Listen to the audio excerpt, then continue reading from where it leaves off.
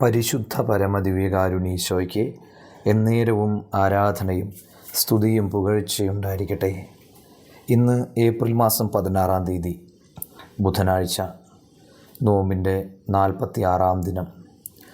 പെസഹായ്ക്ക് വേണ്ടിയുള്ള ഏറ്റവും അടുത്ത ഒരുക്കം നടത്തേണ്ട ദിവസത്തിൽ കർത്താവേ, ഞങ്ങളെ സഹായിക്കണമേ. വിശുദ്ധീകരിക്കപ്പെട്ട ഹൃദയത്തോടുകൂടെ പെസഹായ്ക്കായി തയ്യാറാകാൻ ഈ നല്ല ദിവസത്തെ ഓർത്ത് നന്ദി പറയാം. ഈ ദിവസം മുഴുവനും കർത്താവിൻ്റെ സംരക്ഷണം നമ്മോട് കൂടെ ഉണ്ടാകട്ടെ. യോഹന്നാൻ്റെ സുവിശേഷം 12-ാം അധ്യായം 32-ാം വചനം ധ്യാനിക്കാം. ഞാൻ ഭൂമിയിൽ നിന്നും ഉയർത്തപ്പെടുമ്പോൾ എല്ലാ മനുഷ്യരെയും എന്നിലേക്ക് ആകർഷിക്കും. അന്ന് അവൻ്റെ മരണത്തിലെ അസ്വാഭാവികത കണ്ട് ജനം കുരിശിലേക്ക് നോക്കി. ഇന്നും പ്രതിസന്ധികളുടെ നടുവിൽ നാം കുരിശിലേക്ക് നോക്കുന്നു. അന്ന് യേശുവിന് വേണ്ടി ഉയർത്തപ്പെട്ട കുരിശ് ഇന്നും നമുക്ക് രക്ഷയായി നിലകൊള്ളുന്നു. കർത്താവ് കുരിശിൽ ഉയർത്തപ്പെട്ടത് അവന് വേണ്ടി അല്ലായിരുന്നു.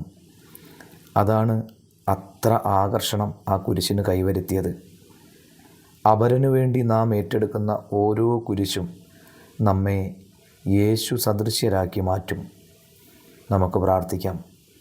ഞങ്ങൾക്ക് വേണ്ടി ബലിയായി മാറിയ നാഥ, അങ്ങേക്ക് വേണ്ടി ബലിയായി മാറാൻ ഞങ്ങൾക്ക് ഓരോരുത്തർക്കും കൃപ നൽകണമേ. എല്ലാവർക്കും നല്ലൊരു ദിവസം ആശംസിക്കുന്നു. നമ്മുടെ കർത്താവ് ഈശോ മിശിഹായുടെ കൃപയും പിതാവായ ദൈവത്തിൻ്റെ സ്നേഹവും പരിശുദ്ധാത്മാവിൻ്റെ സഹവാസവും നാം എല്ലാവരോടും കൂടെ ഉണ്ടായിരിക്കട്ടെ, ഇപ്പോഴും എപ്പോഴും എന്നേക്കും. ആമേൻ.